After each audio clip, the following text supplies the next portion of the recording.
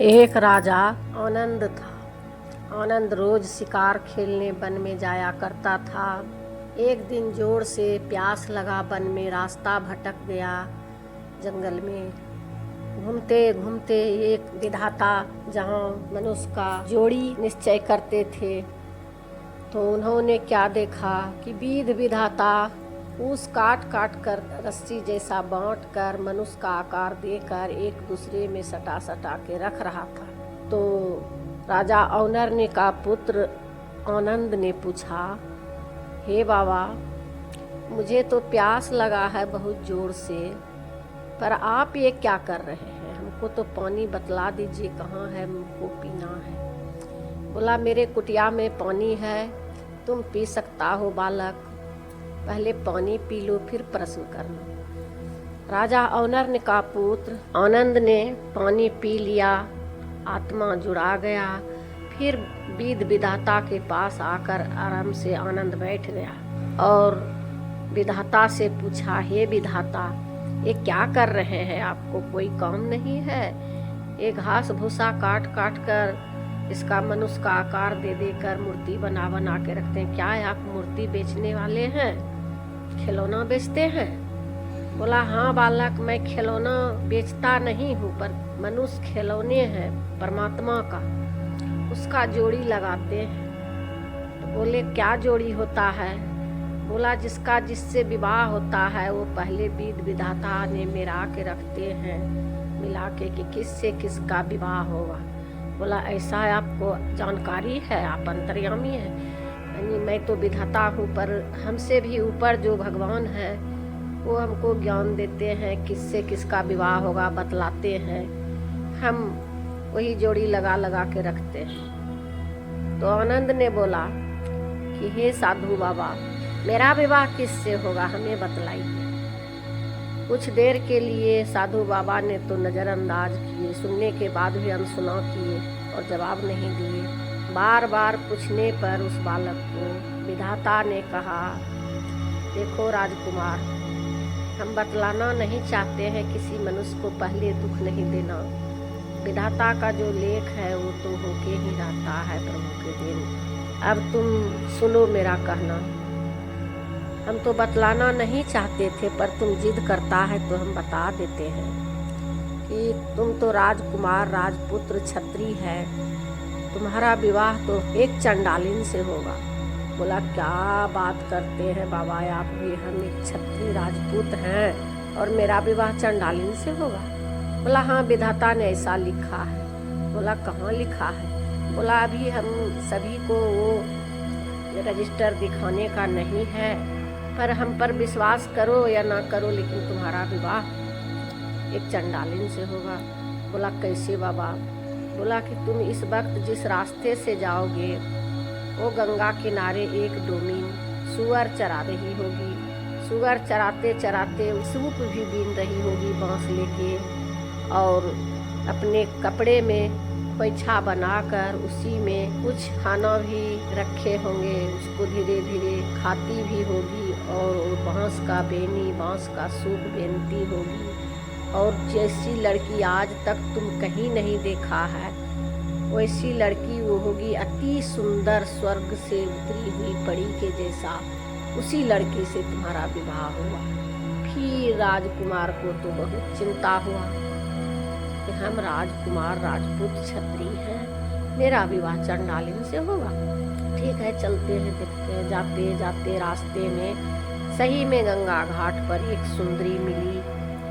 वो सुगर चरा ही रही थी, बांस का बीनी बीन रही थी, सूप के लिए बांस चीर चीर के रखी हुई थी, जिसको कि आगे बिनना था, और खोइछा में लेके कुछ खाने का सामग्री धीरे धीरे खा भी रही थी और बीन भी रही थी, और सुअर के पीछे पीछे चल रही थी। इधर उधर सुअर भागता तो उसको घुमाती थी, और बहुत सुंदर, अति सुंदर अप्सरा की तरह थी। तो राजकुमार ने देखा और सोचा कि यही सुंदरी होगी जिससे कि मेरा विवाह होगा। ये 12 साल की है अभी, ये कुछ दिन में बड़ी हो जाएगी और फिर मेरा इससे विवाह निश्चित होगा। ऐसा करते हैं कि इस लड़की को हम इस गंगा में डुबो देते हैं, इसका मृत्यु हो जाएगा, फिर मुझसे कैसे विवाह होगा। राजकुमार ने एक तृण का घास लिए और उस तृण से लड़की का गला काट दिए। इस तरह खींच के मारा, लड़की का आधा गला कट गया। राजकुमार ने सोचा कि लड़की तो अब मर गई, उठा के गंगा में फेंक दिया। बोला अब इससे मेरा विवाह नहीं होगा। लेकिन विधाता जो लिखा रहता है उसको कौन मिट सकता है।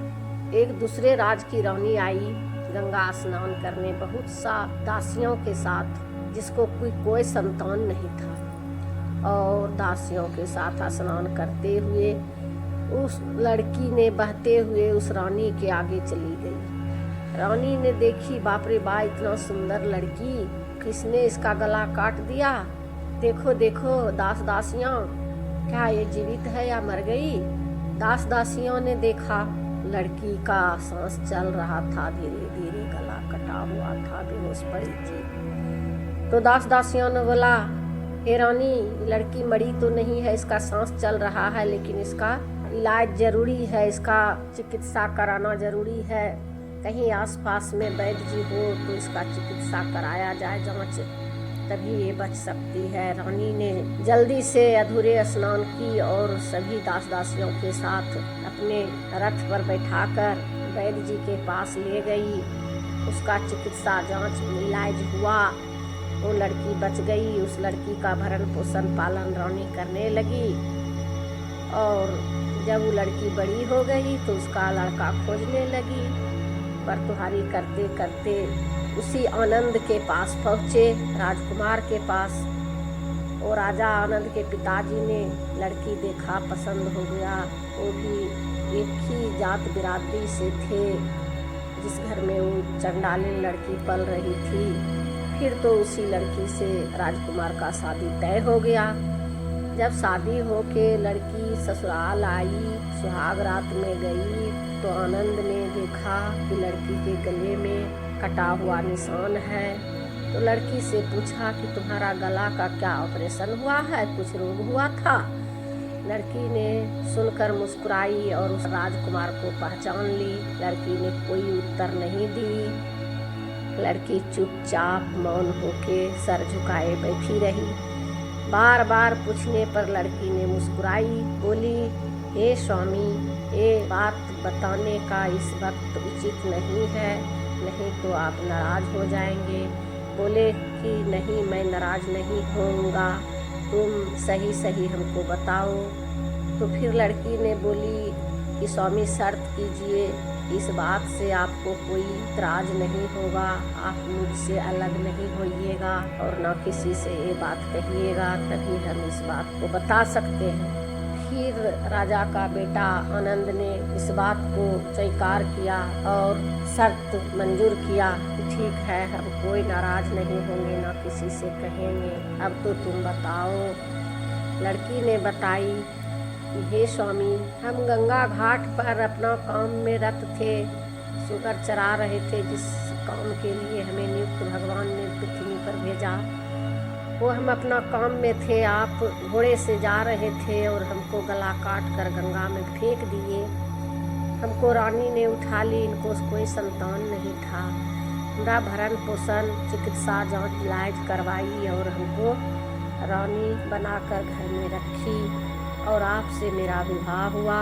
मेरा कोई दूसरा भाई बहन नहीं है, बस मैं इकलौती इस राज्य का राजकुमारी हूँ, और आपसे मेरा विवाह हुआ, और सारा संपत्ति, राजपाट, जो भी मेरा माता पिता का है वो आपका ही होगा।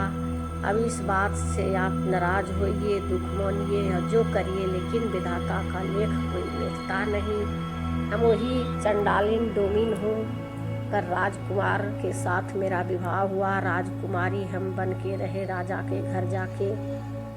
राजकुमार ने इस बात को सुनकर पल भर के लिए तो बहुत दुखी हुए कि इसको काट कर फेंकने के बाद भी मुझसे ही विवाह हुआ, अब क्या करें। फिर विधाता का लेख सोचकर हर बात को नज़रअंदाज करते हुए वो चंडालिन लड़की को अपना लिया, और ईश्वर के कृपा से दोनों अपना जीवन व्यतीत करने लगा।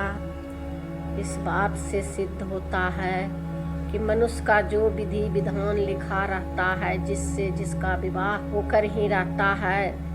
अभी तो कली काल में लोग कहता है कि परजात में लोग शादी कर लिया, लेकिन पूर्व काल में भी ऐसा होता था। लेकिन अभी कली काल में तो लगभग 95% अदर कास्ट में ही विवाह होता है। नमः पार्वती पतये हर हर महादेव।